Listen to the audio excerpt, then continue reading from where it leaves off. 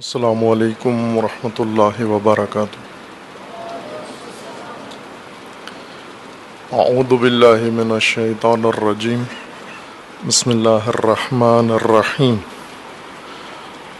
الحمد للہ والصلاة والسلام علی رسول اللہ وآلہ آل اللہ، واللعنۃ الدائمۃ علی اعدائہم اعداء اللہ من یوم عداوتہم الی یوم لقاء اللہ۔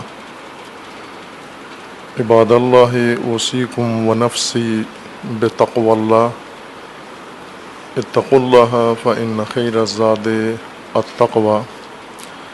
بندگان خدا، آپ سب کو اور اپنے نفس کو تقوی الہی کی وصیت کرتا ہوں، دعوت دیتا ہوں و تاکید کرتا ہوں۔ اپنی زندگی تقوی کے مطابق بسر کریں، تقوی الہی کو زندگی کا منشور بنائیں۔ اللہ تعالیٰ نے نعمت حیات انسان کو عطا کی ہے، اور اس حیات کی ہدایت کے لیے اللہ تعالیٰ نے نظام بنایا ہے جسے دین کہا جاتا ہے۔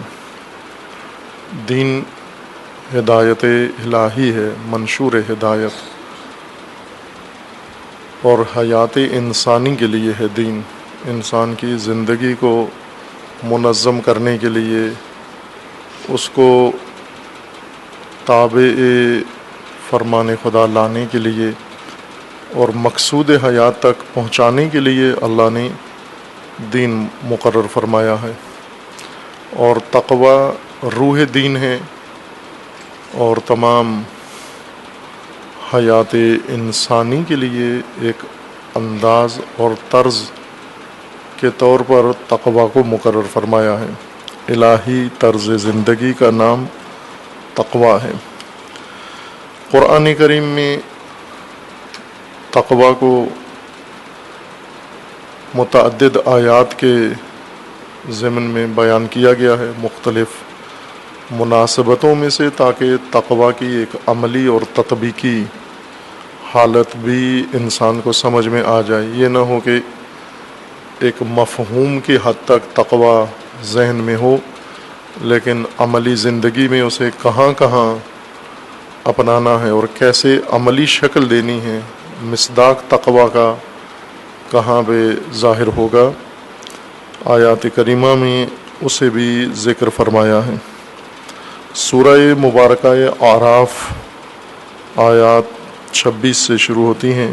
اس کے پہلے بھی وہی آیات ہیں، لیکن آیت 26 میں اللہ تعالیٰ کا فرمانا ہے، یا بنی آدم قد انزلنا علیکم لباسا یواری سوآتکم وریشا ولباس التقوی ذالک خیر ذالک من آیات اللہ لعلہم یذکرون۔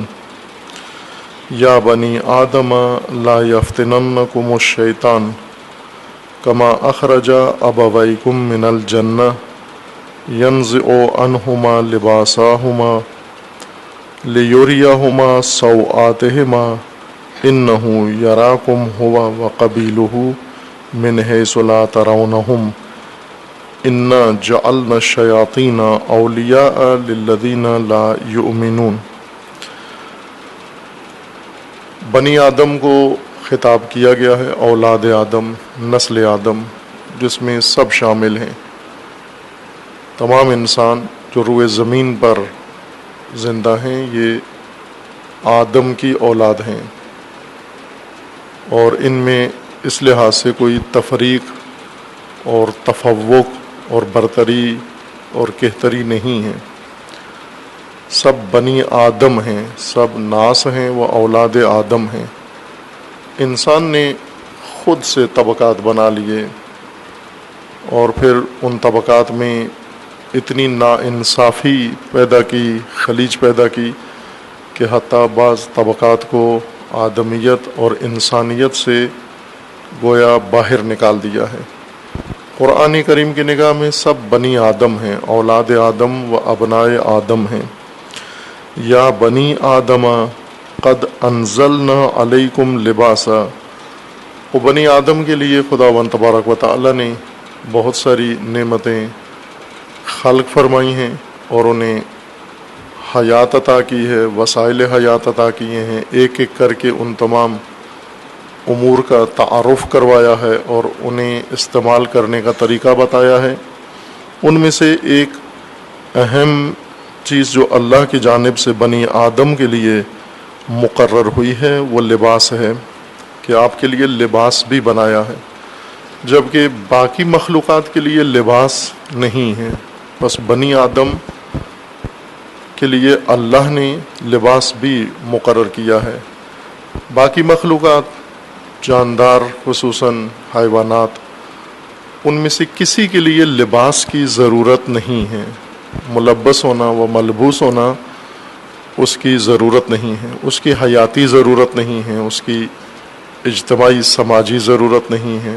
کسی بھی لحاظ سے کسی جانور کے لیے لباس لازمی نہیں ہے، اس لیے کوئی اور مخلوق معمور نہیں ہے پوشش لباس پر کہ لباس پہنے، فقط بنی آدم نے، اولاد آدم نے اور انسان نے لباس اختیار کرنا ہے۔ قد انزلنا علیکم لباسا یواری سوآتکم، یہ لباس کیوں ضروری ہے انسان کے لیے؟ ایک ضروری ہے انسان کی ستر پوشی کے لیے، ستر کے لیے، پوشش کے لیے، کہ انسان کے وہ حصے بدن کے جنہیں سوآ کہا ہے قرآن کریم نے، شرمگاہیں، ترجمہ اس کا بنتا ہے شرمگاہیں۔ سوآ سیئہ سے ہے، برائی کے معنی میں ہے۔ وہ انسان کے بدن میں بعض ایسے ہیں ایسے کہ اگر وہ نمایاں ہو جائیں تو برائی سمجھی جاتی ہے اور یہ برا عمل ہے۔ بدن کے بعض حصوں کو عریان رکھنا یہ بھی برائی ہے، اور لباس کے اندر سے ان کو نمایاں رکھنا، نمائش کرنا، یہ بھی برائی ہے، سوآ ہے۔ سوآ سیئہ سے نکلا ہے اور اس کی مختلف شکلیں ہیں، جیسے سو، سو، سوآ، سوآت۔ اس کے مقابلے میں ہے حسنہ۔ حسنہ متوازن امر کو کہتے ہیں جس کے اندر حسن ہو، خوبصورتی ہو، اور جس کے اندر حسن نہ ہو، خوبصورتی نہ ہو، توازن نہ ہو، موزونیت نہ ہو، تعادل نہ ہو، اس کو کہتے ہیں سوآ۔ چونکہ جو چیزیں متوازن ہیں، اچھی لگتی ہیں انسان کو، طباعت انسان و طبع انسان کو سازگار لگتی ہیں وہ چیزیں۔ کچھ چیزیں ہیں جو ناگوار سمجھی جاتی ہیں، طبیعت انسان و فطرت انسان کے لیے وہ چیزیں ناگوار ہیں، خوشگوار نہیں ہیں۔ ان امور کو جو فطرت کے لیے ناگوار ہیں انہیں سوآ اور سیئہ کہا جاتا ہے، برائی کہا جاتا ہے۔ برائی ہر وہ شے ہے جو عقل انسانی کو ناگوار گزرے، جو فطرت انسانی کو ناگوار گزرے اسے برائی کہتے ہیں۔ انسان کے اندر خواہشات ہیں، بہت ساری چیزیں ہیں، خواہشات کے لیے خوشگوار ہیں، شہوت کے لیے خوشگوار ہیں، لیکن عقل کے لیے ناگوار ہیں، اس لیے انہیں سیئہ اور سوآ کہا جاتا ہے۔ جمع اس کی یا جمع سوآت ہے۔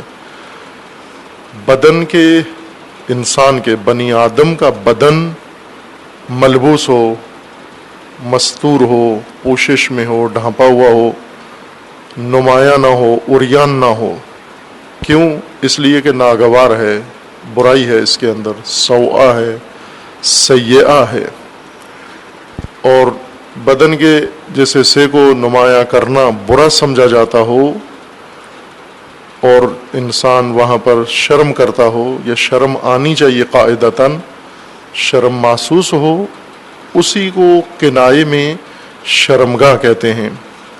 انسان کے بدن میں اندام و حصے جنہیں شرمگاہ کہا جاتا ہے، یعنی شرم محسوس ہوتی ہے انسان کو یہ حصہ بدن کا چھپ جائے۔ خوب یہ شرمگاہیں مختلف معاشروں میں شرم کی حد پر ہیں، کہ ابھی بعض معاشرے ایسے ہیں بالکل حیوانات کی طرح جنہیں کسی بات پہ شرم محسوس نہیں ہوتی، شرم نہیں آتی ان کو، چونکہ حیا و شرم ان میں ختم ہو چکی ہے۔ ایک روایت میں ہے کہ اللہ تعالیٰ نے تمام انسانی صفات، تمام خوبیاں، تمام اچھائیاں، یہ ساری خداوند تبارک و تعالیٰ نے ایک جگہ رکھی ہیں اور ان کو حیا کے پردے میں، شرم کے پردے میں لپیٹ کے انسان کو عطا کیا ہے۔ تمام خوبیاں، تمام اچھائیاں انسان کو عطا کی ہیں اور وہ شرم کے کور میں ڈال کر دی ہیں کہ جب تک انسان میں شرم ہے وہ اچھائیاں انسان کے اندر رہیں گی، اور جب وہ کور ختم ہو جائے گا، شرم ختم ہو جائے گی، وہ اچھائیاں بھی ایک ایک کر کے انسان کے وجود سے اور روح سے باہر چلی جائے گی۔ حیا پہلی چیز ہے جو انسان کے اندر ٹوٹتی ہے، اور پھر اس کے بعد تمام صفات، اچھی صفات انسان سے رخصت ہونا اور انسان کو ترک کرنا شروع کر دیتی ہیں۔ شرم و حیا در حقیقت یہ شرم احساس ہے انسان کے وجود کا، انسان کی روح کے احساس کو شرم کہتے ہیں، حیا کہتے ہیں۔ ایسا احساس جو انسان کے حی ہونے کی علامت ہے، حیات کی علامت ہے، زندگی کی علامت ہے۔ سانپ کو عربی زبان میں حیا کہتے ہیں، حیا سانپ کو اس وجہ سے کہتے ہیں کہ اگر اسے چھوا جائے، چھیڑا جائے تو وہ سانپ حیا عکس العمل دکھاتا ہے، سمٹ جاتا ہے، ایک جگہ پر پھیلا ہوا ہوتا ہے سانپ، حرکت کرتا ہے، ذرا سی کوئی چیز محسوس کرے فوراً احساس قوی ہے اس کے اندر، فوراً سمٹ جاتا ہے، سانپ جمع ہو جاتا ہے اور دفاع میں آ جاتا ہے۔ یعنی حیات، سانپ کے اندر احساس حیات یا حیات کے احساس کے نتیجے میں رد عمل دوسرے حیوانات سے زیادہ ہے۔ اس کے کان نہیں ہوتے، سانپ کے کان نہیں ہیں۔ آپ محاورہ جو بنایا ہوا بھینس کے سامنے بین بجانا، اس سے زیادہ بدتر ہے سانپ کے سامنے بین بجانا، چونکہ بھینس سنتی ضرور ہے بین، لیکن اسے لطف نہیں آتا، چونکہ بھینس ہے، موٹی عقل ہے، موٹا دماغ ہے اس کا، اسے گھاس سے مزہ آتا ہے، چرنے سے مزہ آتا ہے، بین سے لطف اندوز نہیں ہوتی، اچھی آواز، ترنم بھینس پر اثر انداز نہیں ہوتا۔ سانپ کے سرے سے کان ہی نہیں ہوتے، سانپ کان پیدا ہی نہیں ہوتے، خلقت میں ہی نہیں ہے اس کے کان۔ وہ اپنے پورے وجود کے ساتھ، اس کا پورا جسہ کان کا کام کرتا ہے،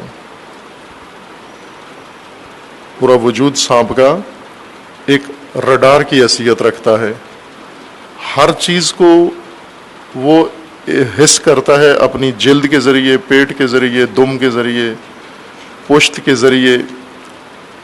اگر کوئی چل رہا ہو تو اس کو بھی حس کر لیتا ہے، سونگھ لیتا ہے، دھمک، آہٹ، وہ آہٹ سے تشخیص دے دیتا ہے کہ کون ہے اس کے ارد گرد اور کتنی فضا تک، کتنی رینج تک کیا چیز موجود ہے، وہ اس کے لیے خطرناک ہے، بے خطر ہے، یہ بھی تشخیص دے لیتا ہے اپنے احساس کے ذریعے سے۔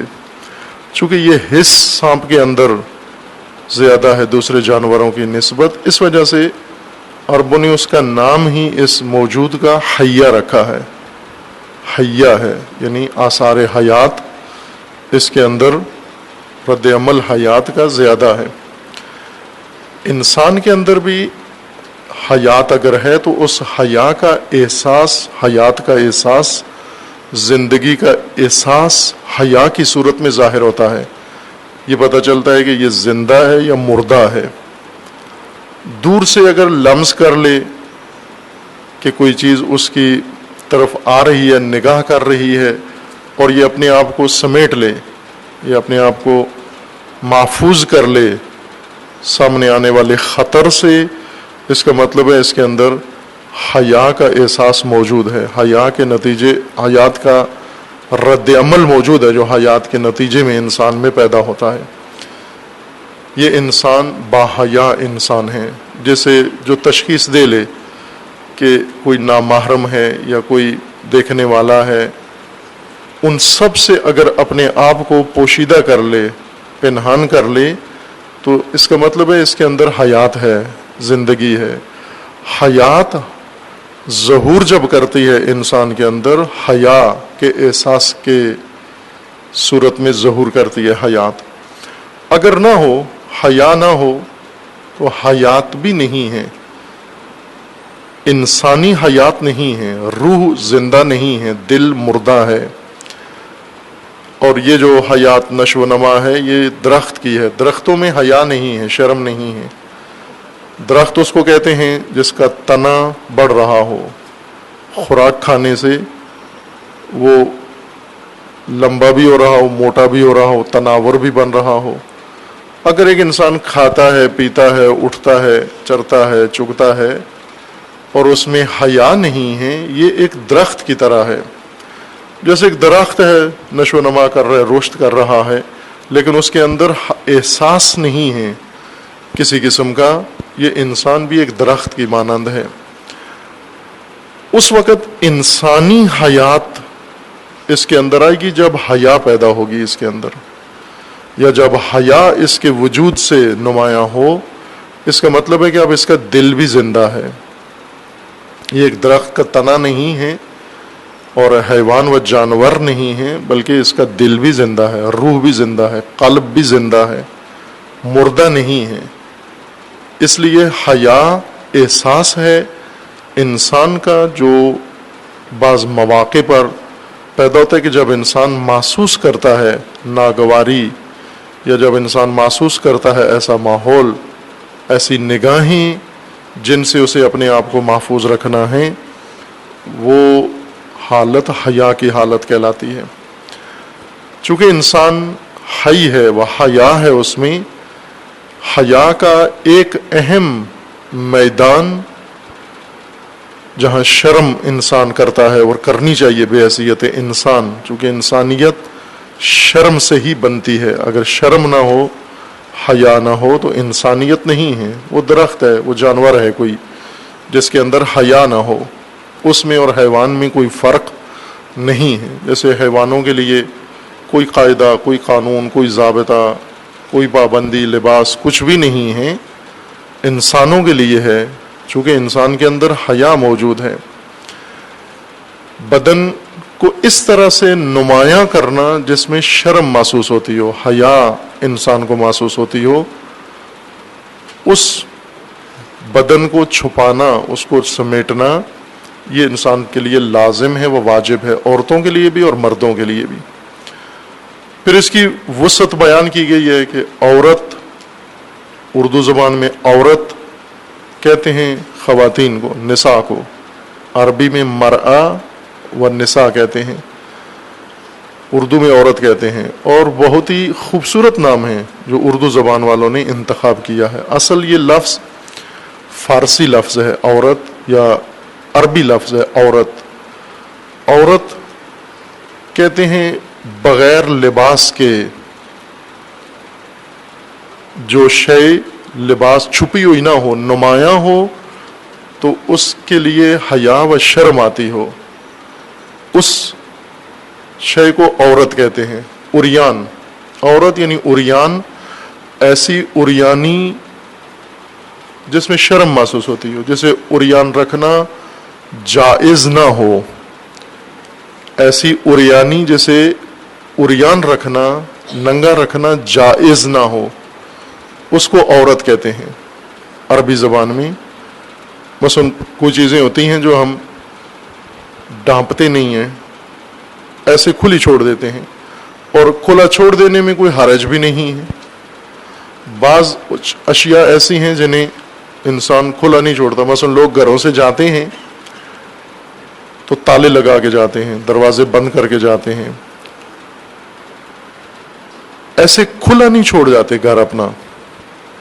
اگر کوئی کھلا چھوڑ جائے اپنا گھر، اس کو کہتے ہیں یہ بیت عورہ یا بیوت عورہ. یہ کھلے بیوت ہیں، ننگے بیوت ہیں، کھلے گھر. گھر کھلے نہیں ہوتے، گھروں میں چار دیواری ہوتی ہے، گھروں میں دروازہ ہوتا ہے.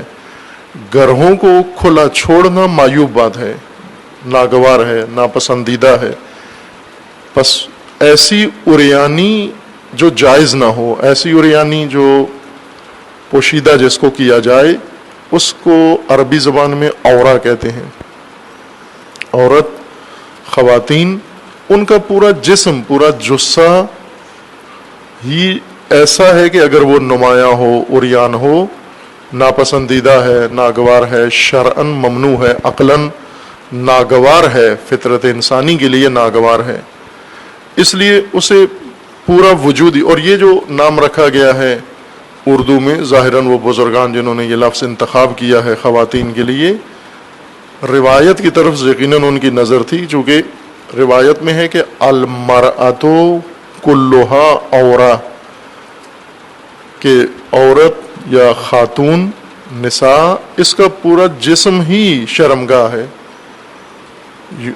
مرد ایسے نہیں ہیں، لیکن عورت اس طرح سے ہے کہ اس کے جسم کا، عورت کے جسم کا کوئی حصہ اگر نہ ڈھانپا جائے تو یہ سیئہ ہے، سوءہ ہے، ناگوار ہے، ناپسندیدہ ہے. پورا جسم اس کا پنہان ہونا چاہیے، مستور ہونا چاہیے عورت کا. مرد کا جسم بھی مستور ہونا چاہیے، لیکن مرد کے جسم میں مستثنا حصے زیادہ ہیں، جیسے سر کھلا رہے اس کا کوئی حرج نہیں ہے، اور بعض خاص فضاؤں میں اگر سر سے زیادہ حصہ بھی، اگر اس کا سینہ بھی عریان ہو جاتا ہے، شاید بعض مواقع پہ وہ اس میں بھی کوئی حرج نہ ہو. اگر ٹانگیں اس کی ننگی ہو جاتی ہیں تو وہ بھی کوئی حرج نہیں ہے، اگر بازو اس کے ننگے ہو جاتے ہیں اس میں بھی کوئی حرج نہیں ہے، نہ ہر موقع پر، بعض مواقع پر. لیکن کچھ ایسے بدن مرد کے ایسے ہیں جنہیں وہ اگر نمایاں کرے یا ڈھانپے نہیں، وہ معیوب ہیں، اس لیے وہ عورہ کہلائیں گے وہ حصے. حیا اگر ہو انسان کے اندر تو مرد و عورت میں فرق نہیں ہے، انسان اپنا پورا جسم ڈھانپتا ہے. خصوصاً مرد عورتوں کے سامنے اپنا پورا جسم ڈھانپ کے رکھے. مرد عورتوں کے سامنے اپنا جسم نمائش نہیں کر سکتا، عورت نہیں کر سکتی اپنے جسم کی نمائش، نہ عریان رکھ سکتی ہے اور نہ لباس کے نیچے اس کو نمایاں کر سکتی ہے. جس طرح بعض لوگ پہنتے ہیں نا، بھی آج کل یہ لنڈا پہنتے ہیں، آپ لنڈے کے لباس پہنتے ہیں، پتلونے شرٹیں پہنتے ہیں ٹائٹ. اب ظاہراً جلد نظر نہیں آتی، لیکن بے حیائی اسی طرح کی ہے، چونکہ ان ٹائٹ لباس میں انسان کے بدن کے سارے حصے نمایاں ہوتے ہیں. بلکہ بعض اوقات انسان اگر لباس کے بغیر ہو تو اتنے نمایاں نہیں ہوتے بعض اندام جتنے ٹائٹ لباس کے اندر نمایاں ہو جاتے ہیں. اس لیے وہ بھی بے حیائی ہے. اللہ تعالیٰ نے انسان کے لیے ایک نعمت لباس کی مقرر کی ہے، انسان ملبوس ہو، انسان لباس میں ہونا چاہیے. لباس کا فلسفہ، پہلا فلسفہ کیا ہے کہ ستر، پوشش، تمہیں ڈھانپے. یواری، قرآن کریم کا فرمانا ہے کہ اللہ نے تمہارے لیے لباس نازل کیا ہے. سورہ مبارکہ آراف میں آیا 26 میں کہ اللہ نے تمہارے لیے لباس مقرر کیا ہے. یا بنی آدم قد انزلنا علیکم لباسا یواری سوآتکم، کہ یہ لباس تمہاری شرمگاہیں چھپائے گا. وریشن، اور دوسرا یہ کہ یہ لباس تمہارے لیے زینت ہے. ریش پرندے کے پروں کو کہتے ہیں، پرندے کے بال اور پرندے کے پر. بال سے مراد پرندے کے وہ بازو ہیں، فارسی میں ان کو بال کہا جاتا ہے، جیسے بال جبریل. جبریل کے بال سے مراد یہ نہیں ہے یعنی سر کے بال جیسے ہم کہتے ہیں اردو میں جس کو بال کہتے ہیں. اردو میں جیسے بال کہتے ہیں اسے فارسی میں کہتے ہیں منہ. بال سے مراد پرندوں کے بازو، چونکہ بازوؤں کے سہارے پرندے اڑتے ہیں، بازوؤں کے ذریعے سے پھڑپھڑاتے ہیں، بازوؤں کو ہلاتے ہیں، بازوؤں کے ذریعے ہوا انہیں اٹھاتی ہے، پرواز کرتے ہیں، اسے بال کہتے ہیں۔ اور جس شے سے پرندے کا بدن ڈھانپا ہوا ہوتا ہے اسے پر کہتے ہیں۔ پرندوں کا بدن چھپا ہوا ہوتا ہے وہ پر ہے جس سے پرندے کا بدن چھپتا ہے، اور بازو پرندے کے بال کہلاتے ہیں۔ بال مرغ اور پر مرغ یا ریش مرغ، ریش اسی پر کو کہتے ہیں، بال کو نہیں، بازو کو نہیں، بلکہ بازو کو جناح کہتے ہیں عربی زبان میں، جیسے فارسی میں بال کہتے ہیں، بال جبریل، عربی زبان میں اسے کہتے ہیں جناح، اجنحہ، بازو جن کے ذریعے سے اڑتا ہے کوئی۔ جناح الذل یعنی اپنے پر بچھانا یا اپنے بازو بچھانا، او بھگت کرنا، تسلیم ہونا، خاضع ہونا۔ قرآن کریم میں دونوں لفظ استعمال ہوئے ہیں، ریش بھی اور جناح و اجنحہ بھی استعمال ہوئے ہیں۔ ریش پرندوں کے پر ہیں، اور پرندوں کا حسن انہی پروں کی وجہ سے ہے، اور حیرت انگیز، حیرت ناک حسن ہے پرندوں کے اندر، خوبصورتی و زیبائی پورے کائنات کے اندر ہے، لیکن پرندوں کے اندر غیر معمولی حسن پایا جاتا ہے۔ پرندوں کو اگر غور سے دیکھیں، مطالعہ کریں پرندوں کے وجود کا، چھوٹے پرندے، بڑے پرندے، مختلف شکلوں میں پرندے، غیر معمولی حسن ہے پرندوں کے اندر، یقین نہیں آتا بسا اوقات انسان کو اپنی نگاہوں پر جب پرندے کو غور سے دیکھیں، نزدیک سے دیکھیں کہ اس کے اندر اتنا حسن موجود ہے، اور یہ سارا حسن اس کے پروں کی وجہ سے ہے۔ اگر یہی پر جھڑ جائیں اس کے اور بالکل ننگا ہو جائے پرندہ، تو سب سے بدصورت شے دنیا میں وہی پرندہ ہے جس کے پر جھڑے ہوئے ہوں، گنجا پرندہ۔ جیسے مرغی لاتے ہیں آپ گھروں میں اور اس کے پر اتار دیتے ہیں، پھر نیچے سے جو شکل نکلتی ہے، یہ شکل، اس میں حسن نہیں ہوتا، صرف جلد ہے اور گوشت ہے اس کا۔ پرندوں کا سارا حسن اس پر کی وجہ سے ہے۔ اس وجہ سے ریش پر کے لیے استعمال ہوتا ہے، اور پر چونکہ حسن کا باعث ہے، لہذا زینت کے لیے، آرائش کے لیے، خوبصورتی کے لیے بھی ریش استعمال کرتے ہیں۔ انسان کے لیے اللہ نے لباس مقرر کیا ہے، لباس کا پہلا فلسفہ ستر عورت ہے، یواری سوآتکم، تمہاری شرمگاہیں چھپائے، تمہارا بدن چھپائے، تمہارا جسم چھپانے کے لیے، پوشش کے لیے لباس ہے۔ اور دوسرا فلسفہ زینت ہے کہ لباس تمہاری زینت ہے انسان کی۔ زینت بعض اہل لغت کے بقول اس شے کو کہتے ہیں جو کسی باہر کی چیز سے اضافہ کرنے سے شے کے حسن میں اضافہ کرے۔ جیسے خواتین زیورات پہنتی ہیں تو اسے کہا جاتا ہے یہ زینت ہے، باہر سے اضافہ کی گئی چیز خوبصورتی کے لیے وہ زینت کہلاتی ہے۔ لباس بھی انسان کی زینت ہے، اور اس کے علاوہ بھی اللہ تعالیٰ نے انسان کے لیے زینت مقرر کی ہے کہ انسان مزین ہو۔ مزین یعنی ایسی اضافہ یا حسن جس سے وہ چیز مزید خوشگوار نظر آئے، مزید انسان کو خوشگوار لگے، اس کا حسن اور بڑھے یا اس میں نکھار آئے، اس کو زینت کہتے ہیں۔ قرآن کریم کا فرمان ہے کہ یہ زینت اللہ نے انسان کے لیے بنائی بھی ہے، اور اس کا حکم بھی دیا ہے کہ آپ زینت اختیار کرو۔ و اتفاقاً زینت کے مواقع میں سے جن موقعوں پر انسان کو زینت اپنانی چاہیے اور مزین ہو کے آرائش کر کے آنا چاہیے، وہ مسجد ہے۔ مسجد میں جب آئیں، خذوا زینتکم عند کل مسجد، عبادت کے لیے، مسجد سے مراد یعنی عبادت کے لیے زینت کر کے آؤ، سج کے آؤ، سج کے آؤ، اپنے آپ کو سجاؤ، اور پھر عبادت کے لیے آؤ، زینت کر کے آؤ۔ زینت کی طرح سے ہے ایک وہ زینت ہے جو آنکھوں سے نظر آتی ہے، ایک زینت ہے جو انسان سونگھتا ہے، انسان کے مشام سے انسان کو محسوس ہوتی ہے، خوشگواری۔ ایک زینت ہے جو انسان کانوں سے سنتا ہے، جیسے اچھی آواز ہے۔ ایک زینت ہے جسے انسان لمس کرتا ہے اپنے جلد کے ذریعے، ہاتھوں کے ذریعے ایک زینت کو، خوشگواری کو لمس کرتا ہے۔ انسان کی 5 حصے ہیں، یہ 5 حصے زینت لمس کرتی ہیں یا زینت کو احساس کرتی ہیں۔ بڑا حصہ زینت کا آنکھوں سے مربوط ہے، نگاہوں سے مربوط ہے، کہ انسان سجتا ہے اور اپنے آپ کو سجاتا ہے، اور اس سجاوٹ کو انسان آنکھوں سے دیکھتا ہے۔ نماز کے لیے، عبادت کے اوقات کے لیے 2 چیزیں خصوصیت کے ساتھ تاکید ہے کہ مزین ہو کر نماز میں آئیں، سج کر نماز میں آئیں۔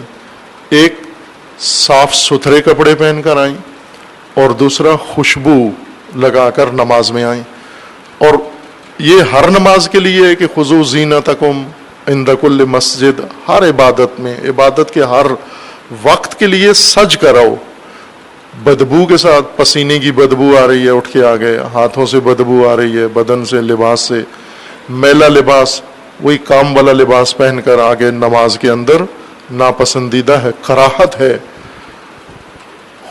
زینت کے پھر اپنے لباس کے، یعنی پہلا ایک زینت کا موقع ہے لباس انسان دھو کر پہنے۔ نماز جمعہ بالخصوص تاکید ہے کہ نماز جمعہ میں انسان اچھا لباس پہن کے آئے، بہترین لباس پہن کر آئے، دھلا ہوا لباس پہن کر آئے۔ بعض لباس ایسے ہوتے ہیں جن کو استری کی ضرورت نہیں ہوتی، لیکن بعض لباس اگر استری کے بغیر پہن لیں تو اور زیادہ بھدے لگتے ہیں، استری کر کے پہن کے سج کے آئیں۔ اور ایک ہے خوشبو، نماز کے لیے بالخصوص نماز جمعہ کے لیے خوشبو آپ تہیا کریں، یہ زینت ہے جس کا قرآن حکم دے رہا ہے۔ اور ساتھ ہی قرآن سرزنش بھی کر رہا ہے، چونکہ مسلمانوں کے اندر خود ساختہ دین زیادہ ہے شناختہ دین کے بجائے۔ شناختہ دین یعنی جو اللہ نے بنایا ہے، انہوں نے اس کی شناخت کی ہے، یہ کم ہے، اور وہ دین جو اللہ نے نہیں بنایا اور مسلمانوں نے ساخت کی ہے اس کی، خود ساختہ دین، وہ کم ہے، وہ زیادہ ہے، خود سے جو بنا لیا ہے۔ مثلا زہد، پارسا، با تقوی انسان کس کو کہتے ہیں؟ جو نہائے نہیں، بالوں کی کٹنگ نہ کرائے، اصلاح نہ کرائے، خط نہ بنوائی، کہتے ہیں بڑا زاہد ہے، بڑا عارف ہے، قلندر لگتا ہے یہ۔ اور جس کے بالوں میں جوئیں پڑی ہوئی ہوں، بدبو آ رہی ہو، پاؤں نہ دھوتا ہو، لباس نہ دھوتا ہو، یہ مسلمانوں کا مانوی اور روحانی امام ہے، پہنچا ہوا ولی ہے یہ۔ اور یہ ضد قرآن ہے، یہ شخص اور یہ حلیہ ضد قرآن ہے۔ قرآن کریم کا فرمانا ہے کہ خوب طیبات خدا نے تمہارے لیے مقرر کی ہیں، اور زینت اختیار کرو۔ اور کس نے تمہیں کہا ہے یہ زینت، کس نے حرام قرار دی ہے؟ کس نے کہا ہے کہ آپ زینت نہ کرو، اپنا حلیہ سجا کے نہ رکھو؟ یہ کس نے کہا ہے؟ یہ القاء، یہ تبلیغ کس نے کی ہے کہ معنویت اور روحانیت گندہ رہنے سے ہوتی ہے، روحانیت کپڑے نہ پہننے سے ہوتی ہے؟ وہ بھی کرتے ہیں بہت سارے لوگ، دکھاوے کے لیے ایسا حلیہ اپنا بناتے ہیں، اور اس کا نام انہوں نے سادگی رکھا ہوا ہے۔ گندگی کا نام سادگی ہے، بدبو کا نام سادگی ہے، بال نہیں کٹاتے اس کا نام سادگی ہے، لباس دھو کے نہیں پہنتے اس کا نام سادگی رکھا ہوا۔ یہ سادگی نہیں ہے، یہ سادگی نہیں ہے، حماقت ہے یہ، اور ناپسندیدہ ہے دین میں۔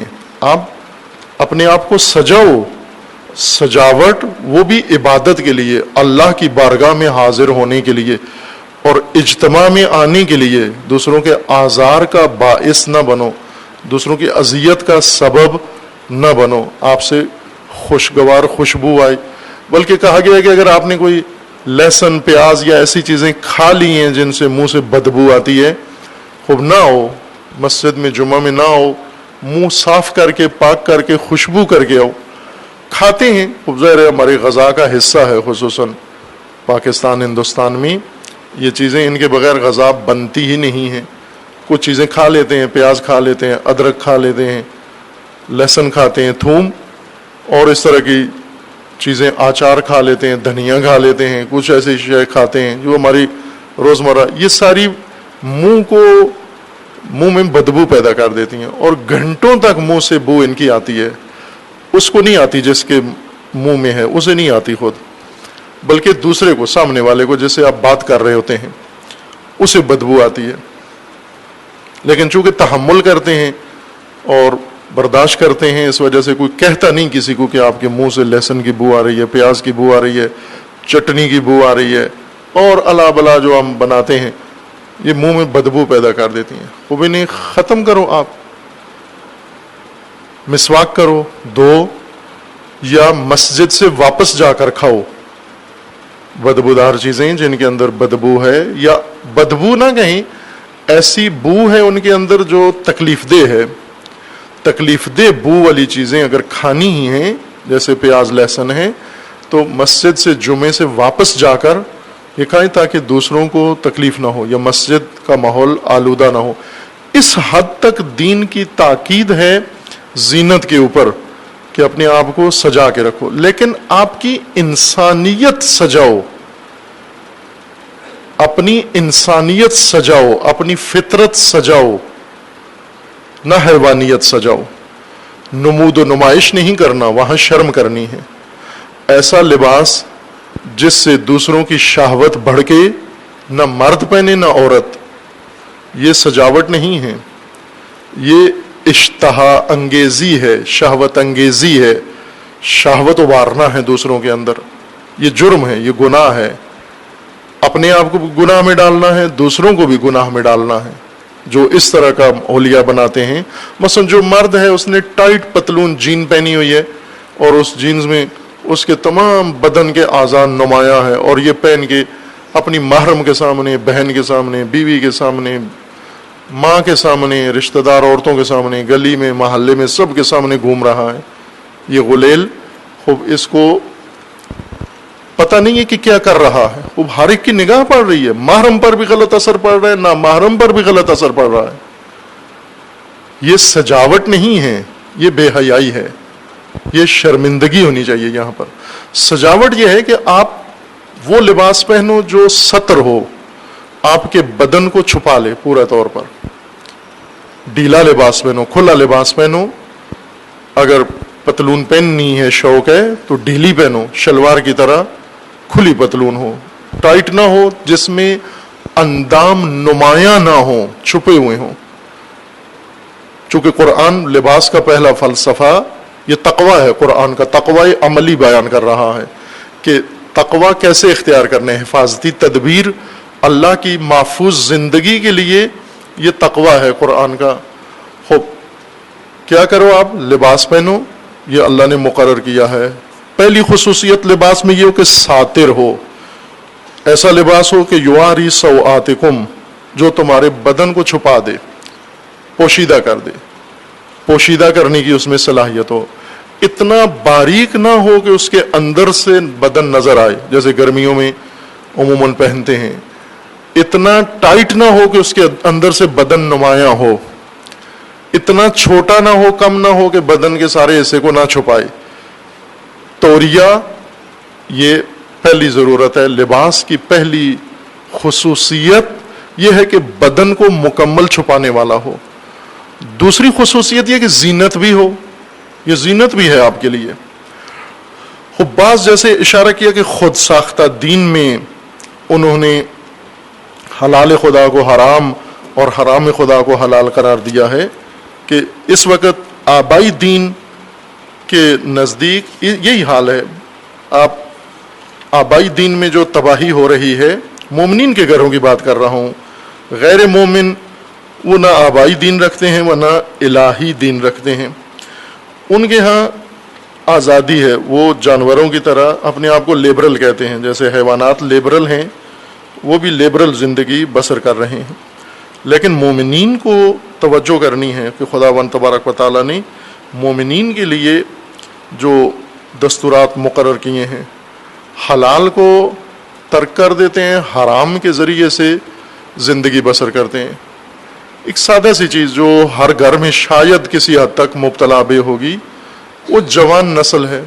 لڑکی جوان ہے، لڑکا جوان ہے، یہ لڑکی لڑکا اگر خود شادی کی بات بھی کر دیں فوراً ماں کہے گی بے حیا، شرم نہیں آتی تجھے، تو شادی کی باتیں کرتا ہے. وہ کہتے ہیں مثلا میری شادی کرا دو، فوراً کہتے ہیں بے حیا. شادی کا کہہ رہا ہے یہ بے حیائی ہے، یہ تو با حیا ہے، یہ تو اہل شرم ہے. لیکن اسی کو ماں باپ کی خوف سے نام نہیں لیتا گھر کے اندر.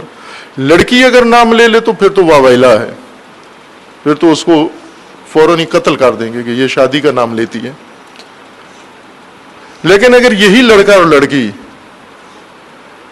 والدین کی اطلاع سے یا والدین کی اطلاع کے بغیر ناجائز حرکات کرے، یہی فلمیں دیکھیں، یہی انٹرنیٹ پہ فوش مناظر دیکھیں، یہی موبائل واٹس ایپ پہ بہت کچھ گندگی تبادلہ کریں، یہی کالج یونیورسٹیوں میں جا کر ناجائز تعلقات قائم کریں، اپنے خاندان کے اندر کزنز کے ساتھ خفیہ روابط قائم کریں، بلکہ علنی بھی قائم کر لیں، فرینڈشپ ہو جائے، اس پہ ذرا برابر اعتراض نہیں ہے، کسی کو اعتراض نہیں ہے.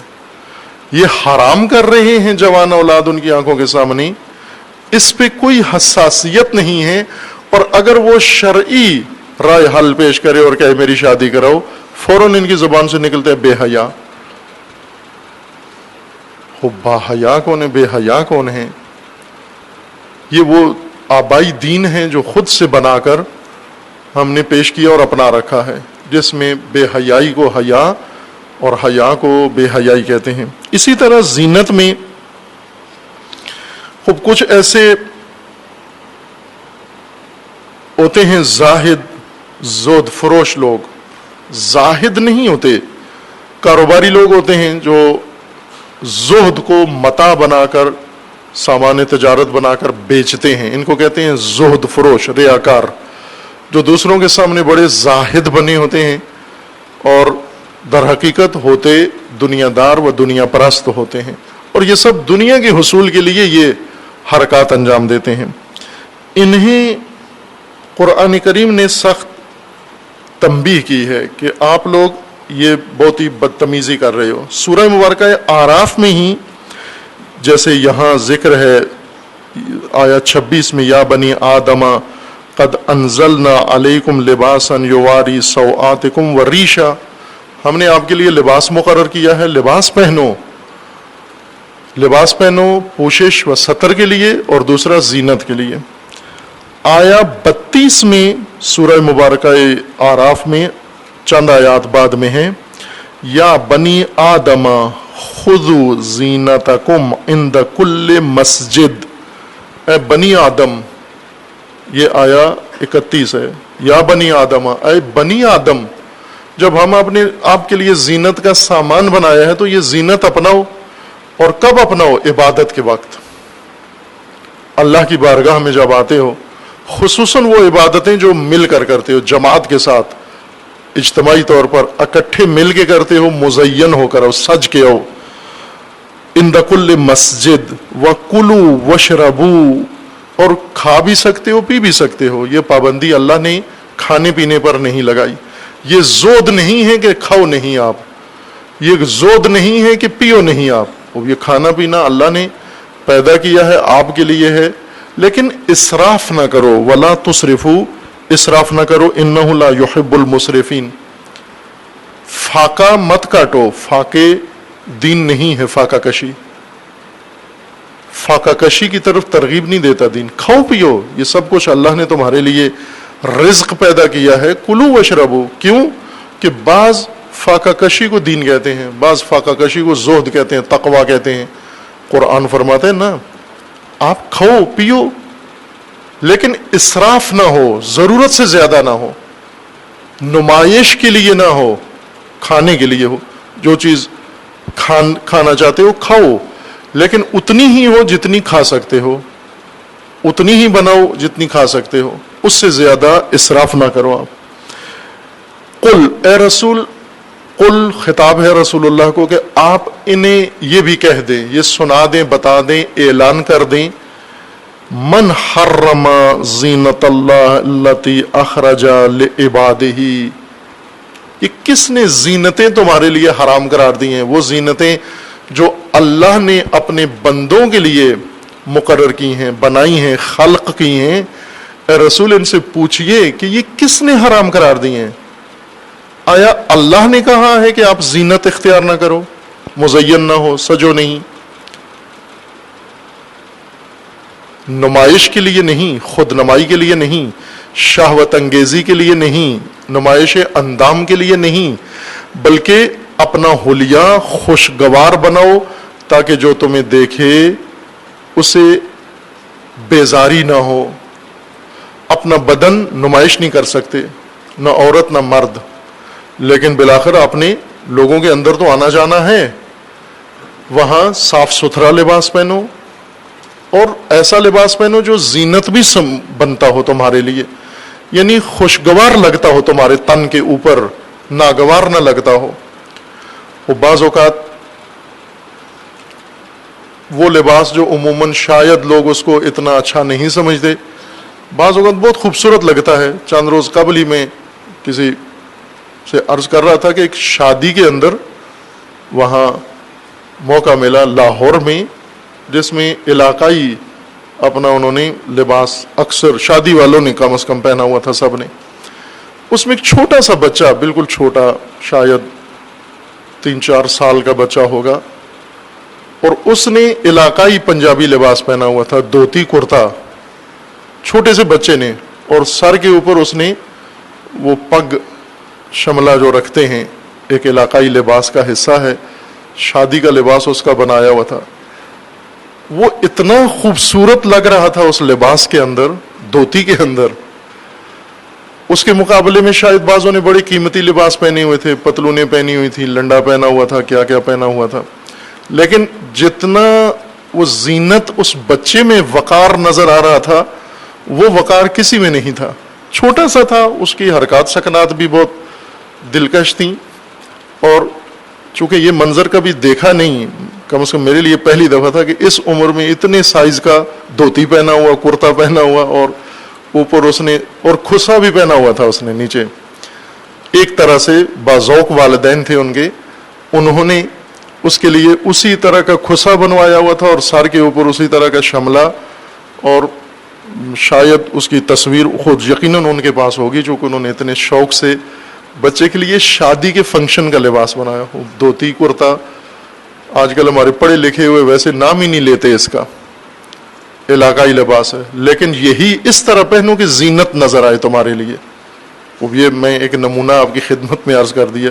یہ پہنتے ہیں، بعض پہنتے ہیں، پہنے کوئی حرج نہیں ہے، لیکن دھوتی بے حیائی کے لیے نہ ہو، زینت ہو، پوشش ہو پوری، اور اس میں بدن چھپا ہوا ہو. بے شک اپنا علاقائی لباس پہنے. اور میں نے بعض جگہ عرض کیا ہے کہ دنیا کا سب سے بہترین لباس قرآنی فلسفے کے مطابق شلوار قمیض ہے، یہی پاکستان کا روایتی لباس. اس سے زیادہ خوبصورت لباس جو قرآنی حکمت کے قریب ہو نہیں ہے موجود، پوری دنیا میں نہیں ہے، حتیٰ عربی لباس بھی نہیں ہے.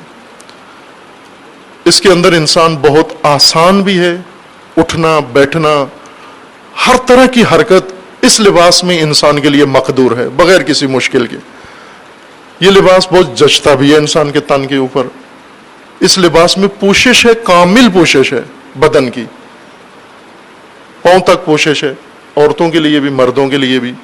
سب سے بہترین لباس ہے یہ لباس جو اللہ تعالیٰ نے آپ کو دیا ہے. یہ معلوم نہیں کن بزرگوں نے یہ شروع کیا اور کہاں سے آغاز ہوا، میرے ذہن میں نہیں ہے کوئی تحقیق کہ یہ آغاز اس شلوار قمیض کا کہاں سے ہوا، لیکن بہت خوبصورت ہے. جس نے بھی یہ آغاز کیا ہے ایک بہت اعلیٰ ذوق و سلیقہ ظاہر کیا ہے انہوں نے.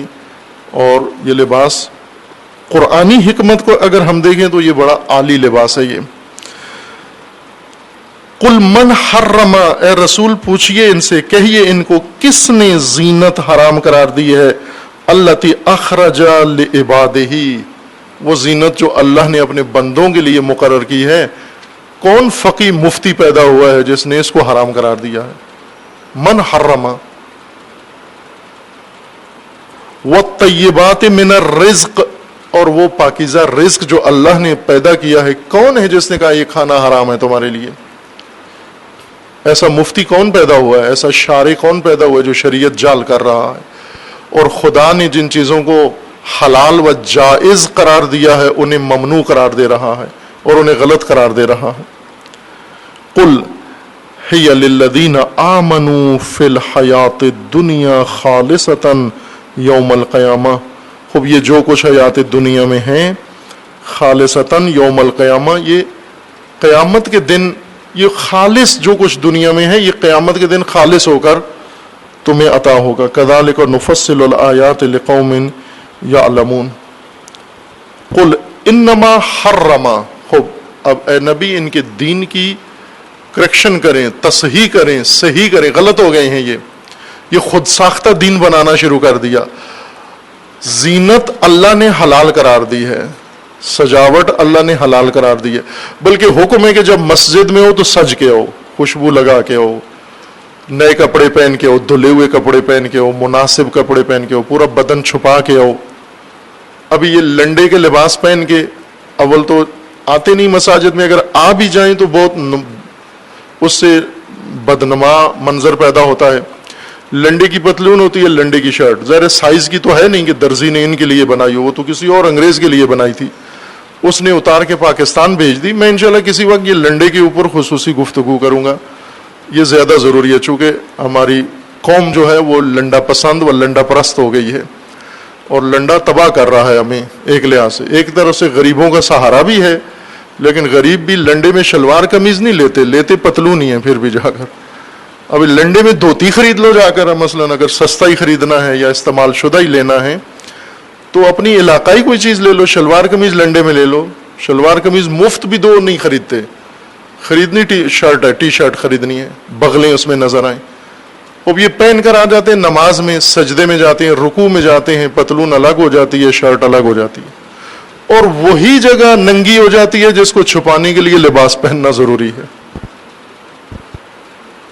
یہ اتنی بے حیائی اس لباس کے ذریعے سے عبادت کے اندر، جبکہ اللہ کا فرمانا ہے کہ آپ زینت اختیار کرو مسجد میں نماز کے وقت، خذوا زینتکم عند کل مسجد۔ جو چیزیں اللہ نے حرام قرار دی تھی انہیں حرام نہیں سمجھتے ہو تم۔ قل، اے رسول فرما دیجئے، انما حرم ربی الفواحش ما ظہر منہا وما بطن، اللہ نے، میرے رب نے فاحش چیزیں، فواحش، عریانی، گناہ، بد زبانی، بد کلامی، اس کو حرام قرار دیا ہے، اس سے باز آ جاؤ، اس سے اجتناب کرو۔ والبغی بغیر الحق، گناہ، بغاوت، غیر حق بات کرنا، وَأَن تُشْرِكُوا بِاللَّهِ، اور شرک کو خدا نے حرام قرار دیا ہے۔ شرک سے باز نہیں آتے یہ خود ساختہ دین کے پیروکار، شرک ارتکاب کرتے ہیں، بغی و بغاوت کرتے ہیں، گناہ کے مرتکب ہوتے ہیں، فواحش کے مرتکب ہوتے ہیں، ہر فوش چیز کے مرتکب ہوتے ہیں، فوش مناظر دیکھتے ہیں، فوش فلمیں دیکھتے ہیں، فوش تبادلے کرتے ہیں، میسج کرتے ہیں، ان سے پرہیز نہیں کرتے۔ صرف جب مسجد آتے ہوئے زود ان کو یاد آتا ہے تو بدبودار لباس میں آتے ہیں تاکہ کلندر سمجھے جائیں گے، بال نہیں کٹاتے، خط نہیں بنواتے تاکہ یہ لگے کہ بڑا دیندار آدمی ہے۔ یہ تو اتنا محو ہے اللہ کی بندگی میں کہ اس کو ہوش ہی نہیں ہے کہ یہ بال کٹا لے اپنے۔ یہ اللہ کی بندگی میں محو ہے تو اس کو سب سے پہلے خدا کے لیے بارگاہ میں جانے کے لیے زینت استعمال کرنا چاہیے۔ رسول اللہ صلی اللہ علیہ وآلہ وسلم سے منقول ہے روایت کہ رسول اللہ بہت ہی خرچ، قناعت پسند تھے رسول اللہ، انتہائی قانی، لیکن جو خرچ ہوتا تھا زیادہ رسول اللہ کا، سب سے زیادہ خرچہ وہ خوشبو پہ ہوتا تھا۔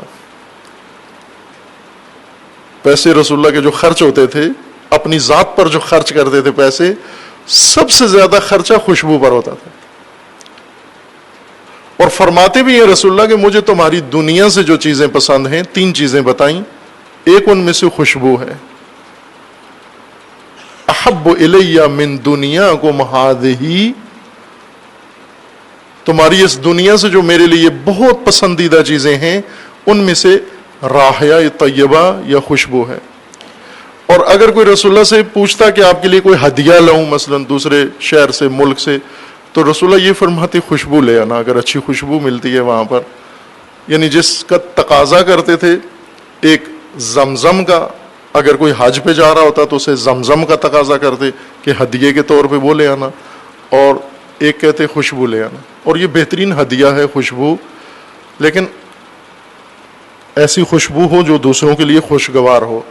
بسا اوقات یہ سستے عطور خریدتے ہیں عطر, اور وہ بدبو سے زیادہ تکلیف دہ ہیں انسان کے لیے. اچھی خوشبو ہو, اپنے آپ کو بھی اچھی لگے, دوسروں کو بھی اچھی لگے.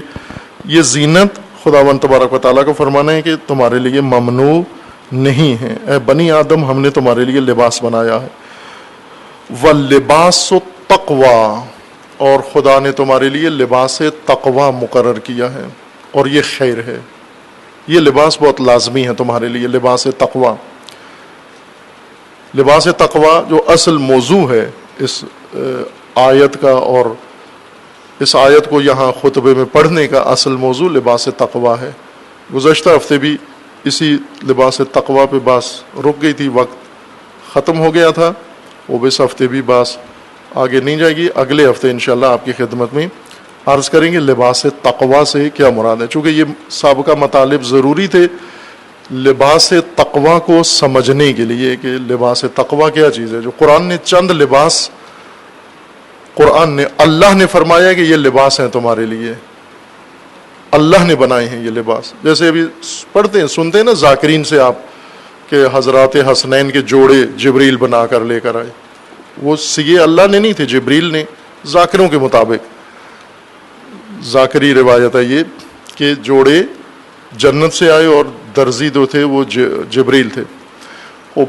اب آپ کے لیے بھی اسی طرح اللہ نے لباس بنایا ہے. انزلنا الیکم لباسا, اللہ نے خود اللہ نے تمہارا لباس نازل کیا ہے, جبریل بھی بیچ میں شامل نہیں ہے. اللہ نے تمہارے لیے لباس بنایا ہے. چند لباس اللہ نے تمہارے لیے بنائے ہیں, ان میں سے ایک لباس و تقوی ہے. وہ بھی یہ لباس پہچانی جو اللہ نے ہمارے لیے مقرر کیا ہے, بنایا ہے, لیکن ہم نے زیب تن نہیں کیا. انگریزوں نے جو بنایا زیب تن کر لیا, لنڈے کا لباس زیب تن کر لیا. اللہ کا بنایا ہوا لباس زیب تن نہیں کیا. اس لیے جب تک اللہ کا بنایا ہوا لباس ہم نہیں پہنیں گے, ننگے ہی شمار کیے جائیں گے, عریان ہی شمار کیے جائیں گے, بے حیا ہی سمجھے جائیں گے. اس لباس سے انسان محفوظ ہوتا ہے, اور اس لباس سے انسان مستور ہوگا جو جب اللہ کا بنایا ہوا لباس انسان زیب تن کر لے. ان میں سے ایک لباس تقوی ہے کہ خداوند تبارک و تعالی انشاءاللہ ہم سب کو و تمام مومنین و مسلمین کو, خواتین و مرد و جوانوں پیر کو, سب کو پروردگار انشاءاللہ لباس تقوی کی پوشش عطا فرمائے انشاءاللہ. اعوذ باللہ من الشیطان الرجیم, بسم اللہ الرحمن الرحیم. انا اعطیناک الکوثر فصل لربک وانحر ان شانئک هو الابتر. اعوذ باللہ من الشیطان الرجیم, بسم اللہ الرحمن الرحیم. الحمد للہ والصلاة والسلام علی رسول اللہ وآلہ آل اللہ. سیما علی امیر المؤمنین علی ابن ابی طالب علیہ الصلاۃ والسلام.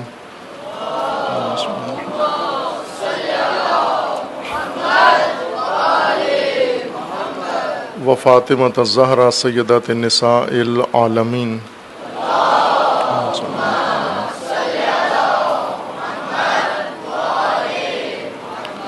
والحسن والحسین سیدی شباب اہل الجنہ و سبطی الرحمہ.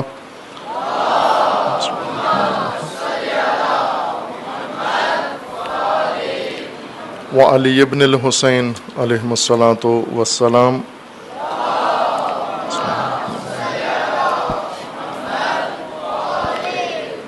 و محمد ابن علی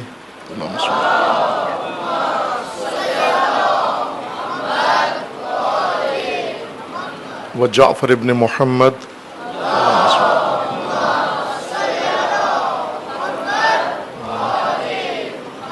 و موسیٰ ابن جعفر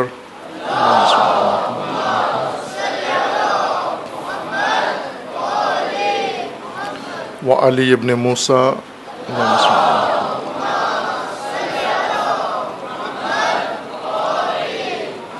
و محمد ابن علی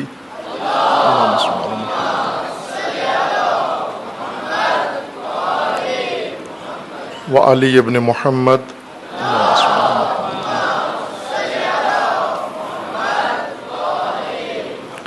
والحسن ابن علی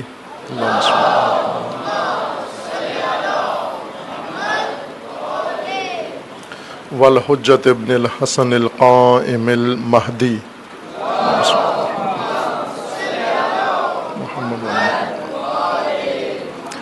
حجج اللہ علی عبادہ و امناؤہ فی بلادہ واللعن علی اعدائہم اجمعین من الآن الی قیام یوم الدین عباد اللہ اوصیکم و نفسی بتقوی اللہ اتقوا اللہ فإن خیر الزاد التقوی۔ بندگان خدا، آپ سب کو اور اپنے نفس کو تقوی الہی کی وصیت کرتا ہوں، دعوت دیتا ہوں و تاکید کرتا ہوں۔ تقوی الہی اختیار کریں۔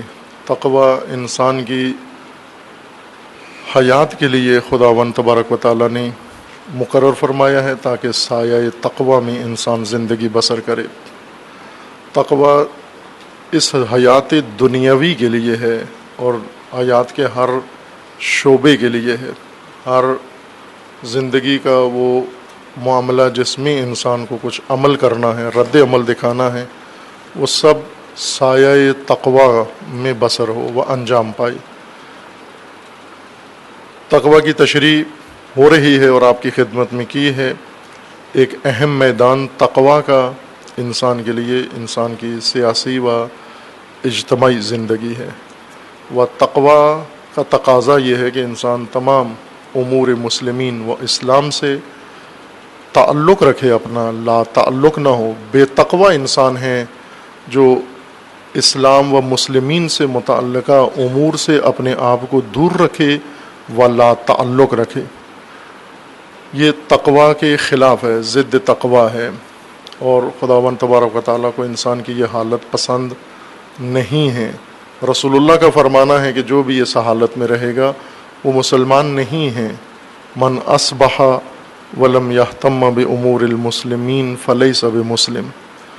جو مسلمان اپنے آپ کو کہلاتا ہے اور دن گزر جاتا ہے لیکن وہ کوئی اہتمام نہیں کرتا امور مسلمین کے متعلق، یہ مسلمان نہیں ہے، مسلمانوں کے زمرے میں نہیں ہے۔ تقوی عبادتوں میں بھی ہے، تقوی تجارتوں میں بھی ہے، تقوی سیاست میں بھی ہے، تقوی اجتماعی امور میں ہے، تقوی انفرادی گھریلو امور، سب کے اندر انسان کے لیے تقوی مقرر کیا گیا ہے۔ ہفتے کی مناسبتوں میں ایک مناسبت جو سابقہ ہفتے میں گزری وہ شہادت اسفناک حضرت امام جعفر صادق علیہ الصلاۃ والسلام۔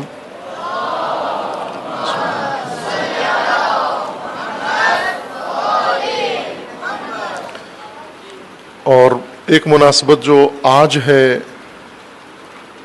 امام علیہ السلام کی شہادت و ائمہ اطہار کی شہادتیں ہماری ملت میں، پاکستان میں زیادہ متعارف نہیں ہیں، مومنین آگاہ نہیں ہیں۔ یہ ایام آتے ہیں اور خاموشی سے گزر جاتے ہیں، اور ان ایام میں جو ذکر ہونا چاہیے اور جن امور کا تذکرہ ہونا چاہیے، جو عہد کرنا چاہیے مومنین کو اپنے ائمہ کے ساتھ، ظاہر ہے وہ فرصت نکل جاتی ہے۔ مراکز جیسے مدارس ہیں، مساجد ہیں، حسینیے ہیں، انہیں چاہیے کہ اگر عام مومنین متوجہ نہیں ہیں تو یہ مراکز کم از کم ان مناسبتوں کو احیاء کریں، زندہ کریں، اور مومنین کو شرکت کا موقع دیں اور انہیں اس مناسبت سے آگاہی دیں۔ سیرت ائمہ، تعلیمات ائمہ اور ہدف ائمہ، مشکلات ائمہ کی، اور فرائض و وظیفے جو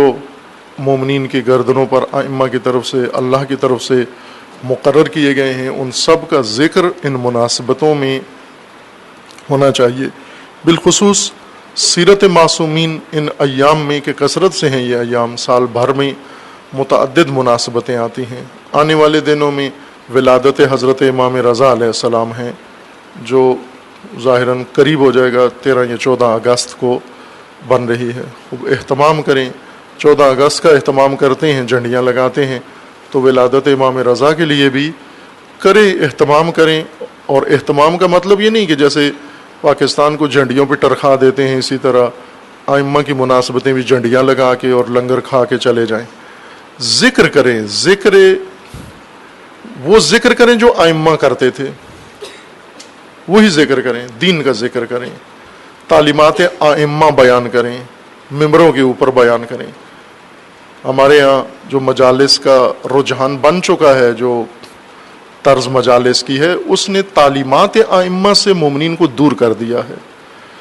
جو پیشہ ور لوگ آتے ہیں اور آ کر مجالس کے اوپر، جو مجالس کے اندر جو مواد پیش کرتے ہیں اور جو ماحول مزاج بن گیا ہے مجالس کا، اس میں مومنین تعلیمات ائمہ سے مکمل دور ہو چکے ہیں اور افسوسناک حد تک دور ہیں۔ کسی بھی علاقے میں اگر وہاں کے عام مومنین جو صرف مجالس پہ اکتفا کرتے ہیں، اگر ان سے تعلیمات ائمہ کے بارے میں ہی کچھ پوچھ لیا جائے، انہیں کچھ پتہ نہیں ہوتا۔ حتیٰ امام صادق و امام رضا علیہ السلام کی ولادت کی تاریخ کا بھی علم نہیں ہوتا، شہادت کا معلوم نہیں ہوتا۔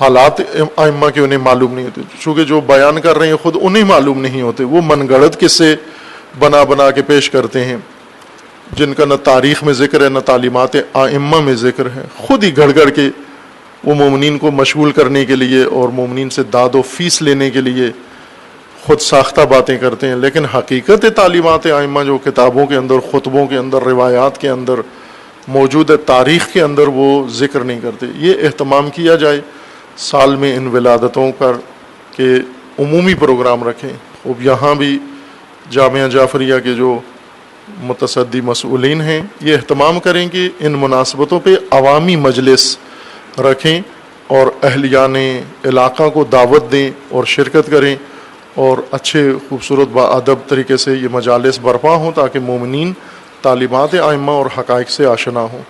آج 5 اگست ہے، وہ 5 اگست پاکستان میں تشیع کے لیے بہت اہمیت رکھتی ہے۔ یہ تاریخ، یہ دن آج روز شہادت قائد فقید تشیع حضرت علامہ عارف حسین الحسینی رضوان اللہ تعالی علیہ ہے۔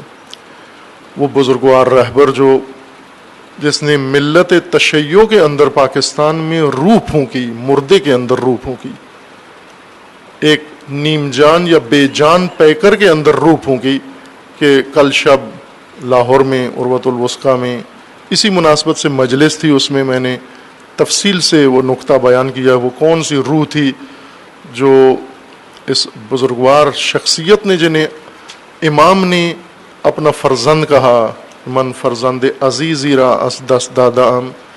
خوب یہ وہ بزرگوار ہیں جن کی مناسبت، شہادت کی مناسبت سے امام نے ملت پاکستان کے نام پیغام بیداری دیا، اور امام نے اپنی تمام رہبری کی عمر میں ایک منفرد پیغام پاکستانی ملت کے نام صادر کیا، اور اس میں وہ اصول دین کے تشیع کے بیان فرمائے جنہیں شاید یہاں پاکستان میں کسی نے پڑھنے کی بھی زحمت گوارا نہیں کی۔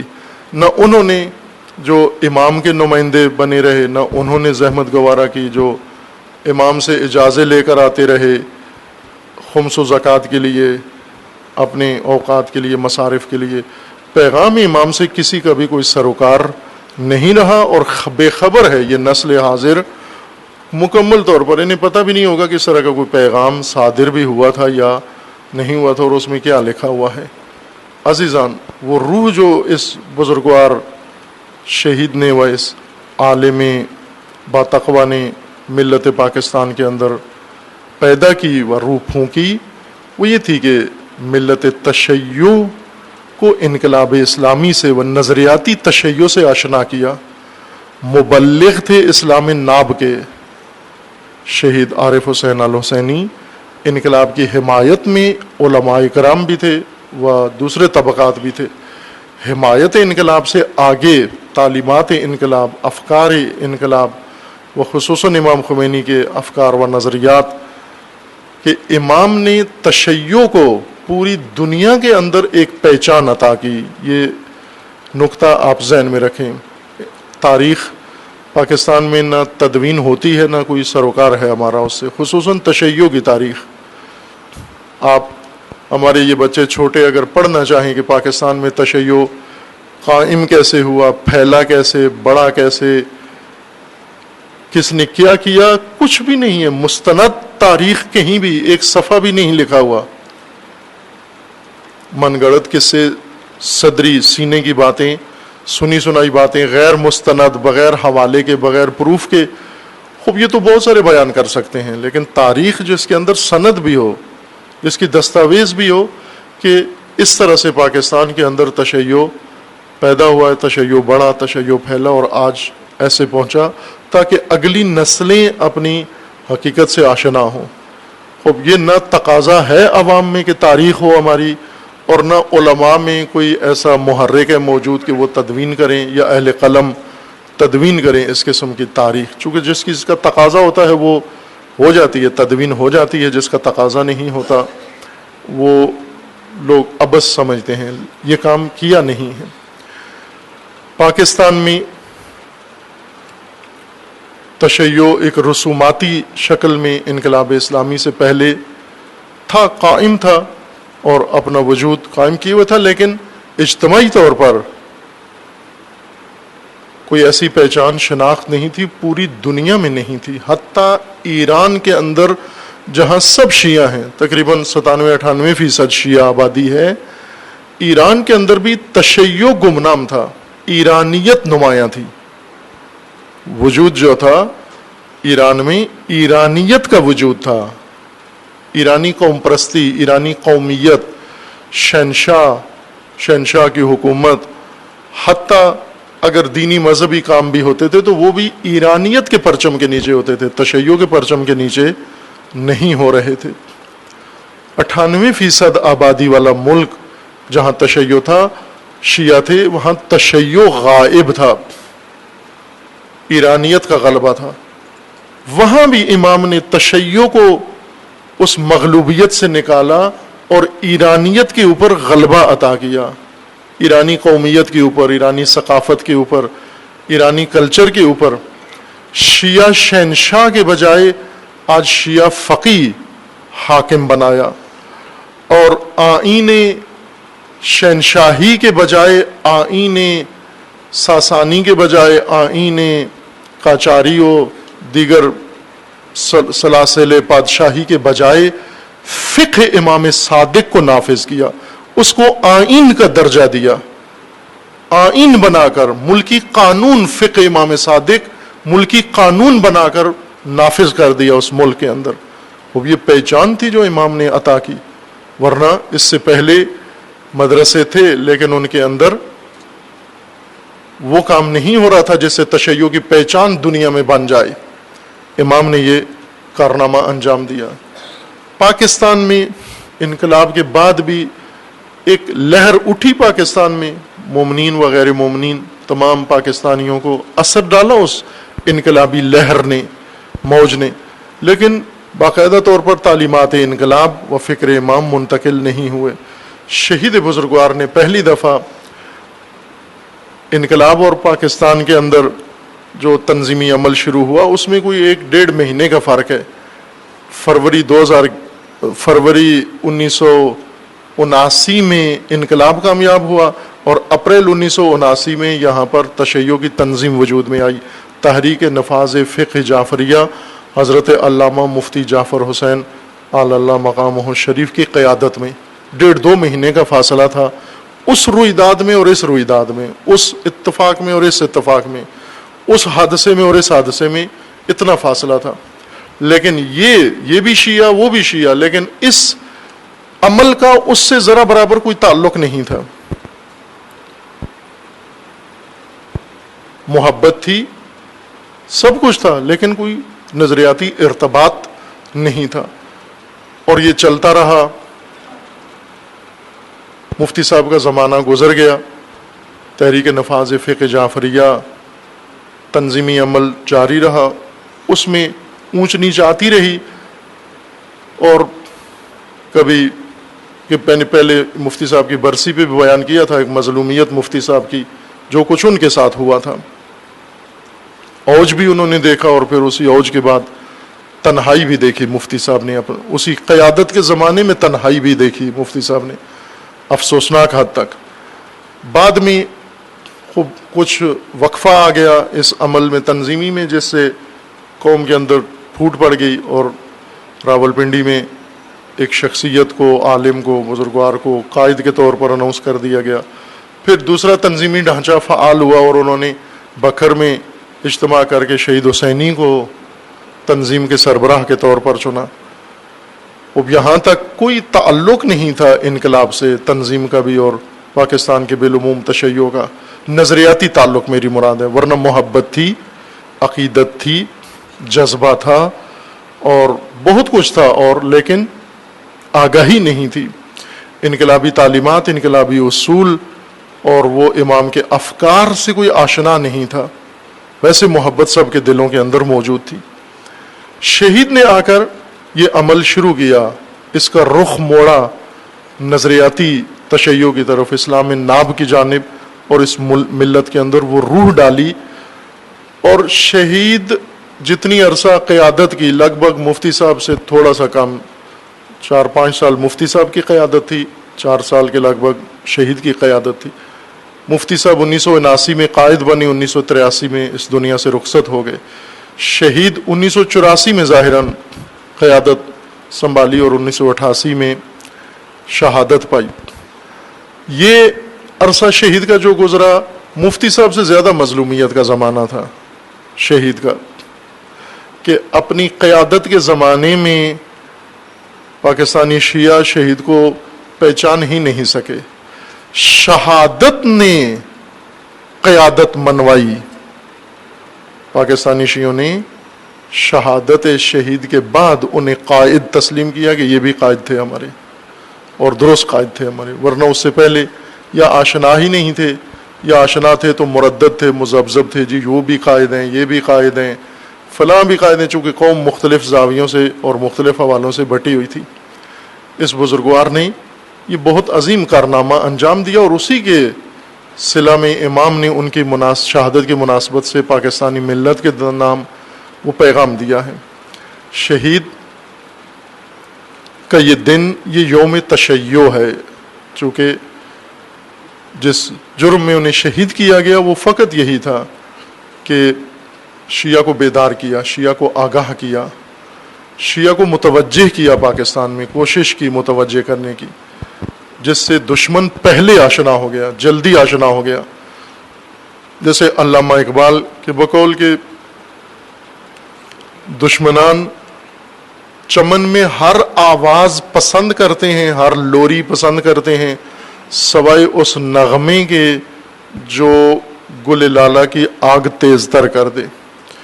اس غزل خاں کو تحمل نہیں کرتے، اس کے لیے حکم یہ ہے کہ اسے چمن سے نکال دو۔ اقبال کے نفس سے ہے لالہ کی آگ تیز، ایسے غزل سرا کو چمن سے نکال دو۔ اب یہ غزل سرا شہید حسینی، جنہوں نے روح انقلاب و روح اسلام ناب اس ملت میں متعارف کروائی، ان کے لیے طاغوت کا حکم صادر ہوا کہ انہیں اس چمن سے نکال دیں، اور شہید کر دیا۔ اور ان کی شہادت سے لوگوں کی آنکھیں کھلیں۔ میں اکثر عرض کرتا ہوں ان جوانوں سے، ابھی ان جوانوں کے ذہنوں میں یہ بات ڈالی ہوئی ہے کہ شہید کی قیادت کا زمانہ بہت آئیڈیل زمانہ تھا۔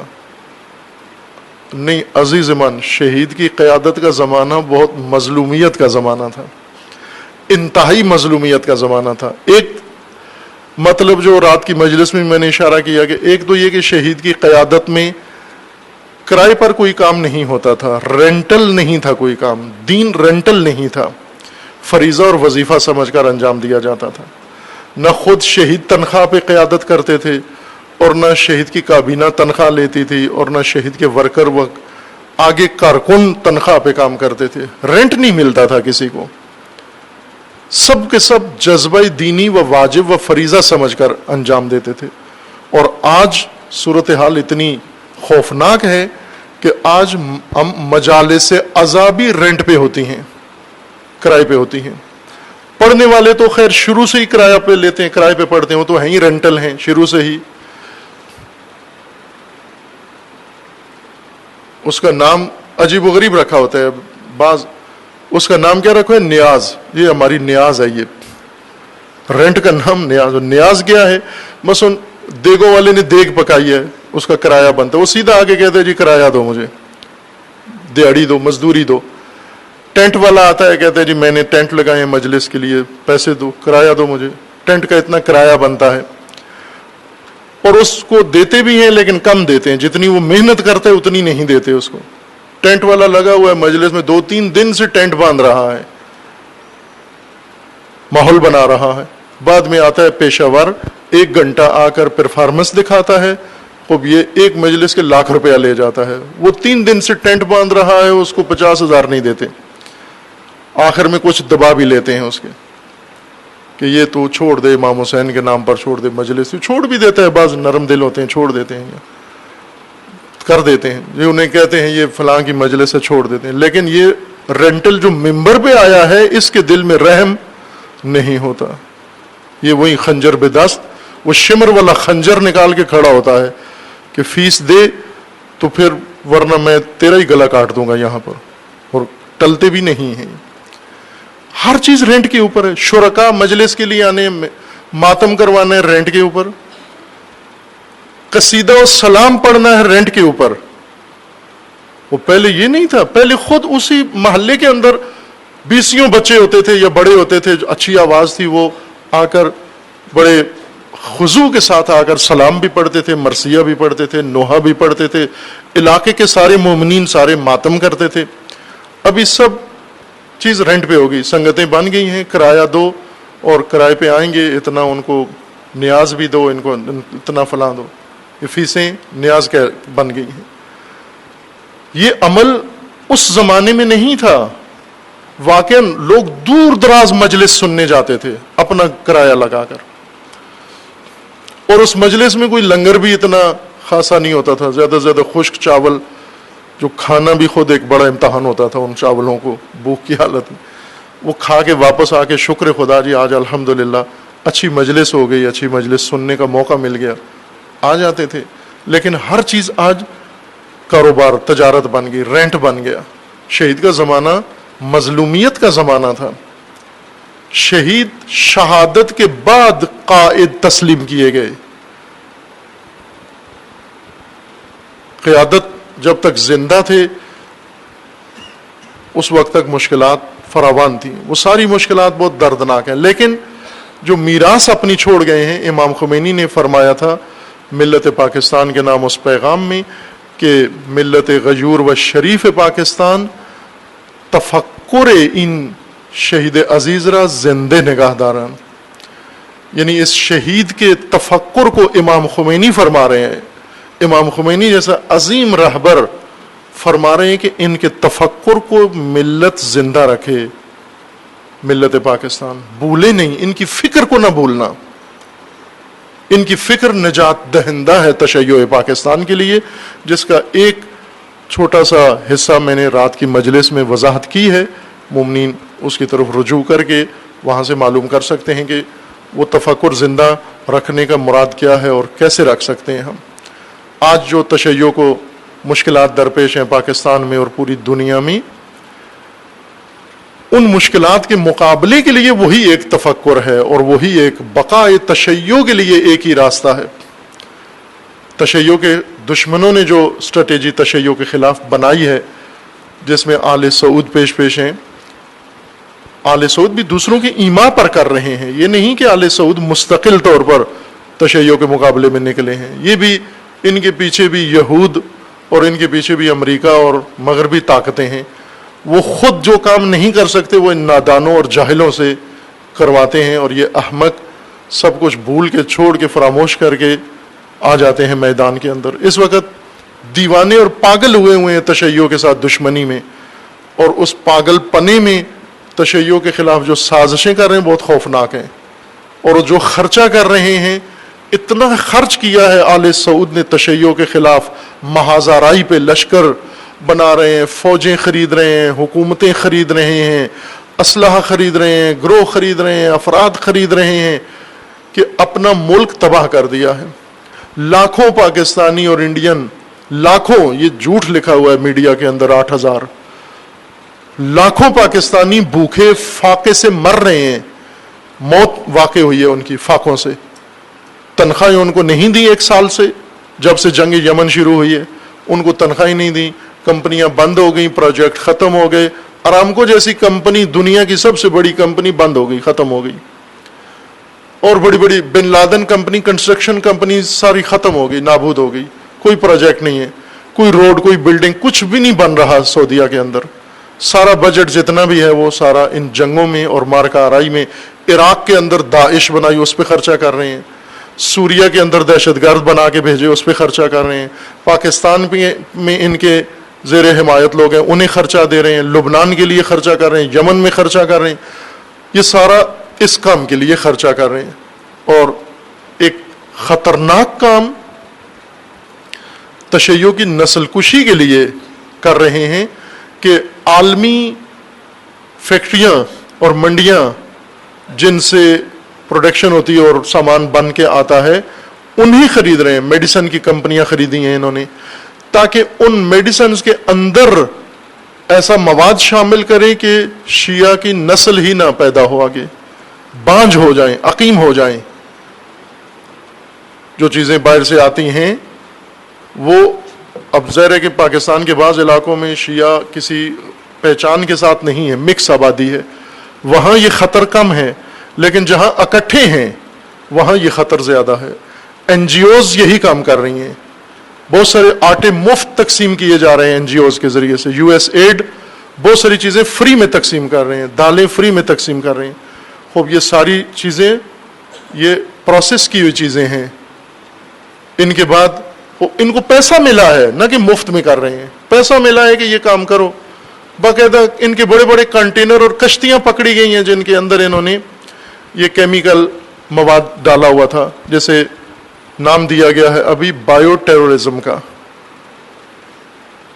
جراثیم، بیکٹیریاز، وائرسز کے ذریعے سے ایسی حالت بنا دی جائے کہ ان کی نسل ہی ختم ہو جائے، آگے بڑھے ہی نہیں۔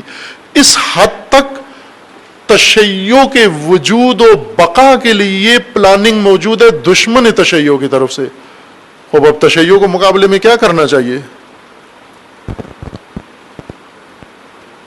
کچھ سوچ بچاچ کرنی چاہیے، اپنی بقا کے لیے کچھ سنجیدگی اختیار کرنی چاہیے۔ اس سنجیدگی کے لیے راستہ وہی ہے جو شہید حسینی کا راستہ تھا۔ شہید حسینی کا راستہ وہی ہے جو امام خمینی نے بتایا ہر امت کے لیے۔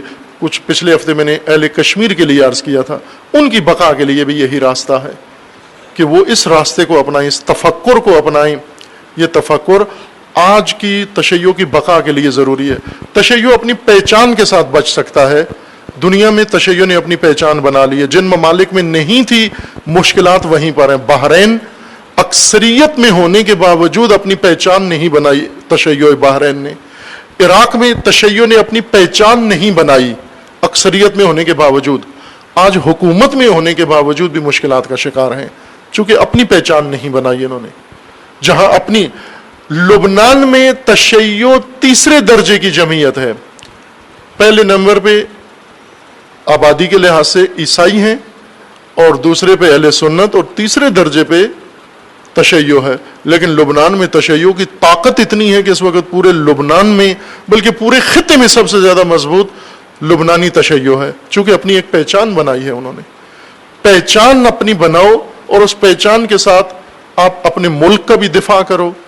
آج لبنان ختم ہو جاتا اگر حزب اللہ نہ ہوتی، لبنان بھی حزب اللہ کے رہینے محنت بچا ہوا ہے، ورنہ تباہ ہو جاتا۔ ملک بھی اس لیے بچ سکتا ہے، ملت بھی بچ سکتی ہے، عیسائی ہو لبنان کا یا سنی ہو لبنان کا یا سنی ہو فلسطین کا، اس کی سپر حزب اللہ ہے۔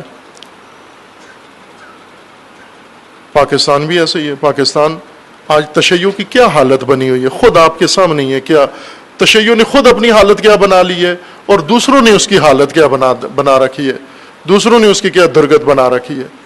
یہ راہ ہے شہید کا بتایا ہوا جو چھوڑ دیا گیا، شہید کے وارثوں نے جنہوں نے دعوی وراثت کیا اور چیزیں لے لیں لیکن تفکر شہید چھوڑ دیا.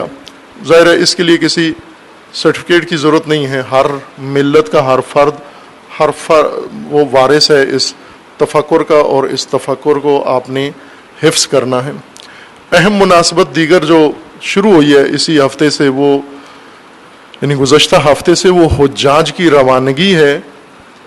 موسم حج ہے اور تمام دنیا سے جا رہے ہیں حجاج، پاکستان سے بھی جا رہے ہیں. سابقہ حج بہت ہی تلخ گزرا ہے. خدا کرے انشاءاللہ یہ حج تمام زائرین کے لیے، تمام حجاج کے لیے، امت مسلمہ کے لیے انشاءاللہ امن و سلامتی کا حج ہو انشاءاللہ.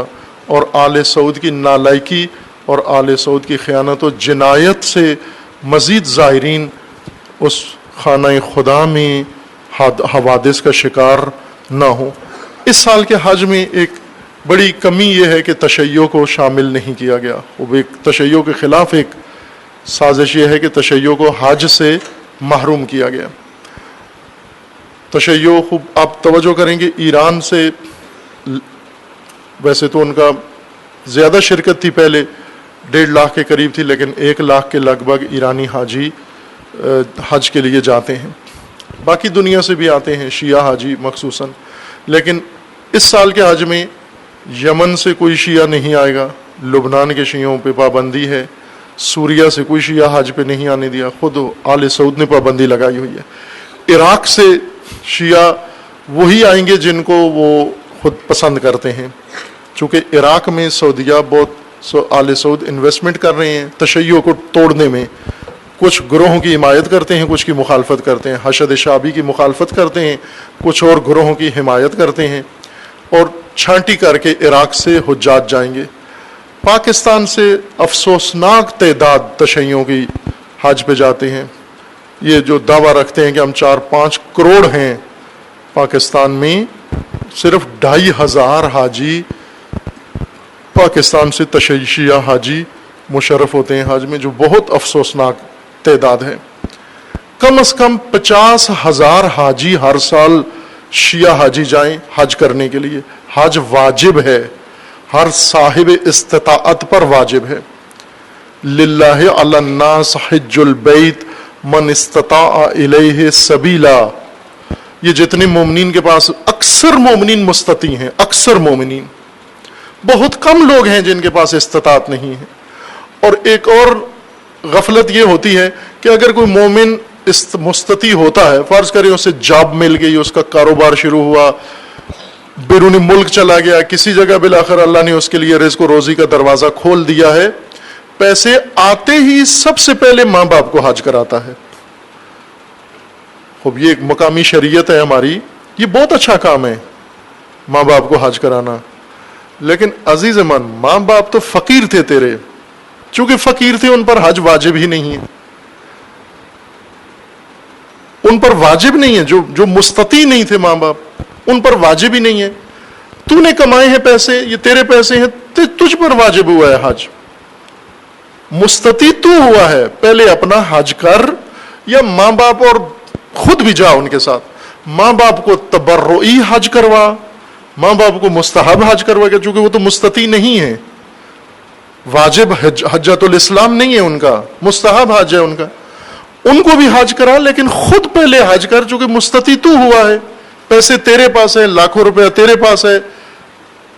جس کے پاس بھی اتنے پیسے ہیں، مثلا حج پہ جانے کے لیے حکومتی خرچہ 3 لاکھ روپیہ ہے، اور اتنا خرچہ ہو کہ پیچھے اس کے خاندان کے لیے بھی ہو. مثلا اگر 20,000 روپیہ گھر والوں کو دے کے چلا گیا ہے، واپسی تک وہ گزارا کریں گے، اور واپس آ کے بھی اس کا کام کاروبار نوکری لگی ہوئی ہے، اور 3-4 لاکھ روپیہ اس کے پاس ہے، اس پر حج واجب ہے. کوئی مومن ہے، اب دیکھیں بہت سارے مومنین ہیں، کہہ سکتے ہیں ایسا مومن جس کے پاس 3-4 لاکھ روپیہ نہ ہو، زمینیں ہیں، مربے ہیں، ایکڑ ہیں، پراپرٹی ہے، سرمایہ ہے، مال مویشی ہیں، اور بہت ساری دکاندار ہیں. سارے کم تر مومنین ہیں. کسی خاندان کے اندر کوئی ایک فرد ایسا ہو جس کے پاس اتنی رقم نہ ہو. بھلے بعض میں مانتا ہوں فقیر ہیں، نادار ہیں، مستحق ہیں، بلکہ دوسروں کو چاہیے ان کی مدد کریں، ان کی بات نہیں ہو رہی. ان کے لیے دین کا فتویٰ یہ ہے کہ نماز جمعہ ان کا حج ہے. اگر وہ نماز جمعہ میں آ جاتے ہیں تو انہیں حج والا اجر نصیب ہوگا، جو فقراء ہیں۔ لیکن جن کے پاس 4 لاکھ روپیہ 5 لاکھ روپیہ ہے اور گھر کا خرچہ بھی ہے، ان پر حج واجب ہے۔ عزیزان، یہ بہت افسوسناک بات ہے کہ اتنی جمعیت شیعہ پاکستان کے اندر اور 2500 حاجی یہاں سے جاتے ہیں، یہ 2500 ادھر ملینز لوگوں کے اندر گم ہوتے ہیں، نظر ہی نہیں آتے وہاں پر۔ اتنی تعداد میں جاؤ کہ آپ نظر ہو، نمایاں ہو پوری دنیا میں، امت مسلمہ کا ایک بڑا حصہ ہو، آپ امت سے کٹنا نہیں ہے۔ آپ جن جن امور میں خرچ کرنا چاہتے ہیں خوشی سے کرو۔ شادیوں پہ کتنا خرچ کرتے ہیں آپ لوگ؟ لاکھوں روپے۔ آج ایک درمیانے درجے کا بھی مومن بیٹے بیٹی کی شادی کرتا ہے 60-70 لاکھ روپیہ خرچ کر دیتا ہے۔ اسراف ہے، حرام ہے، گناہ ہے، حج نہیں کرتا۔ اور ساری پلاننگ کی، پلاٹ بھی لے رہا ہے، دے بھی رہا ہے، بچوں کو ڈونیشن بھی کر رہا ہے، وزٹ بھی کراتا ہے یورپ کا، کسی اور ملک کا، اور سارے کام شوقیہ سارے کام کر رہا ہے۔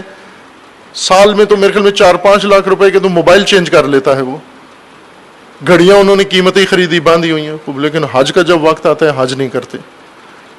واجب ہے عزیز من، حج واجب ہے مومنین کے اوپر۔ اور خدا کرے ایک دن ایسا آئے کہ پاکستان سے 1 لاکھ شیعہ حاجی انشاءاللہ روانہ ہو۔ حج بہت اہم مناسبت ہے، انشاءاللہ یہ ایام چونکہ جاری ہیں ذی الحجہ تک، ساتھ ساتھ ان خطبات میں اگر توفیق ہوئی اللہ نے عطا کی، عرض ہوتا رہے گا مختلف پہلو حج کے آپ کی خدمت میں۔ ہماری دعا ہے کہ پروردگار آپ سب کو و تمام مومنین و تمام مسلمین کو سعادت حج نصیب فرمائے انشاءاللہ۔ اور جو حجاج جا رہے ہیں پروردگار انہیں ہر پہلو سے صحت و سلامتی اور ان کی حفاظت فرمائے، اور آل سعود کے شر سے خدا ان سب کو محفوظ فرمائے۔